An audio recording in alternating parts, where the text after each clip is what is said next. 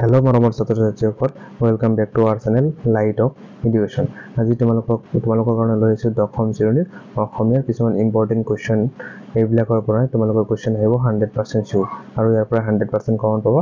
আৰু আমি লাহে লাহে গোটেই অসমীয়াৰ সকলো চেপ্টাৰৰ কুৱেশ্যনবিলাক আমি লৈ আহিম, আৰু তোমালোকে ভিডিঅ'টো প্ৰথমৰ পৰা শেষলৈকে তোমালোকে ভালকৈ চাই থাকিবা। আজি তোমালোকে আহা বৰগীতৰ প্ৰথম যিটো পেজ সেইটো উলিয়াই ল'বা। বৰগীতৰ ৰচক কোন আছিল? শ্ৰী শ্ৰী মাধৱদেৱ। তাৰপিছত নেক্সট পেজ নম্বৰ 2 উলিয়াই লোৱা।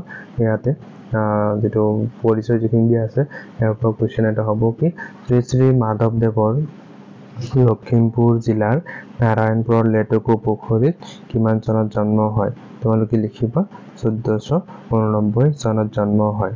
তাৰপিছত শ্ৰী শ্ৰী মাধৱদেৱৰ সাহিত্যিক জীৱনৰ কীৰ্তিস্তম্ভ কি আছিল?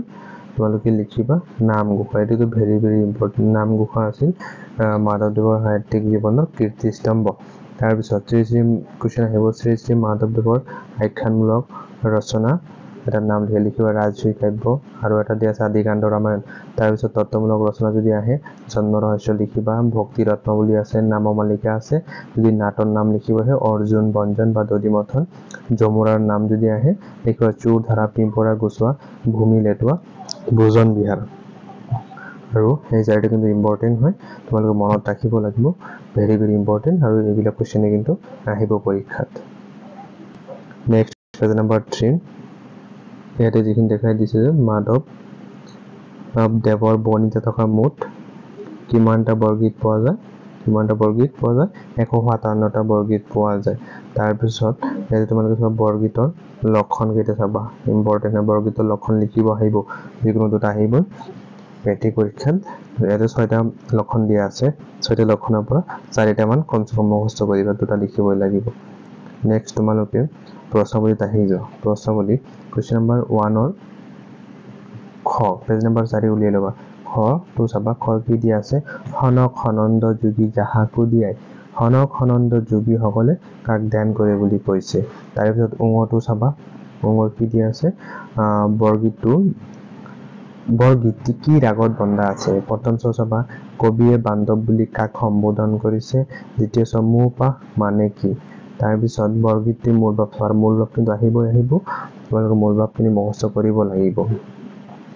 বৰগীতটিৰ মূল ভাৱ লিখা সেইটো চাবা। তাৰপিছত ব্যাখ্যা যদি দিয়া আছে কুৱেশ্যন নম্বৰ 4, কুৱেশ্যন নম্বৰ 4ৰ তোমালোকে কুৱেশ্যন নম্বৰ 4ৰ ক চাবা, সহস্ৰ বয়নে যাৰ নপৱন্ত সীমা অধমে জানিব কেনে তোমাৰ মহিমা। তাৰপিছত ঘ চাবা, তোমাৰ চৰণ দুই মোৰ মহাধন ভকত জনৰ নিজ তুমি সে জীৱন, এইটো চাবা।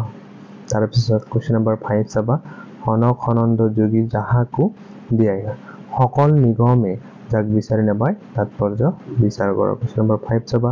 তাৰপিছত কুৱেশ্যন নম্বৰ 6 চাবা, বৰগীতৰ 4টা লক্ষণৰ বিষয়ে লিখা। মৰমৰ ছাত্ৰ-ছাত্ৰীসকল, আজিৰ কাৰণে এইটো চেপ্টাৰ শেষ হ'ল।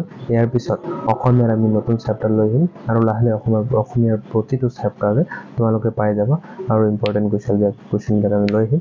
লগতে প্ৰতিটো ছাবজেক্টৰে দশম শ্ৰেণীৰ আমি HLCৰ কাৰণে ইম্পৰ্টেণ্ট কুৱেশ্যনবিলাক লৈ আহিম। বিজ্ঞান দি আছোঁ, বিজ্ঞানো চাবা। গণিত দিম লাহে লাহে।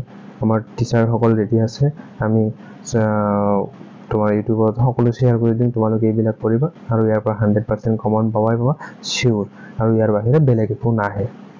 আৰু মৰমৰ ছাত্ৰ-ছাত্ৰীসকল, মানে যিকেইটা ছাবজেক্টৰ আমি ইম্পৰ্টেণ্ট কুৱেশ্যনবিলাক চিলেকশ্যন কৰি দি আছোঁ, ইয়াৰে মাজত যিকোনো এটা এনচাৰ যদি তোমালোকে নোৱাৰা, মোৰ ডিছক্ৰিপশ্যনত মই হোৱাটছআপ নম্বৰটো দি দিম, আৰু সেইটো নম্বৰত মেছেজ কৰিবা আৰু এনচাৰটো পঠিয়াই দিম। যদি এনচাৰ তোমালোকৰ লাগে, এনচাৰটো চাবা, শুনাৰ পিছত মই এনচাৰটো পঠিয়াই দিম।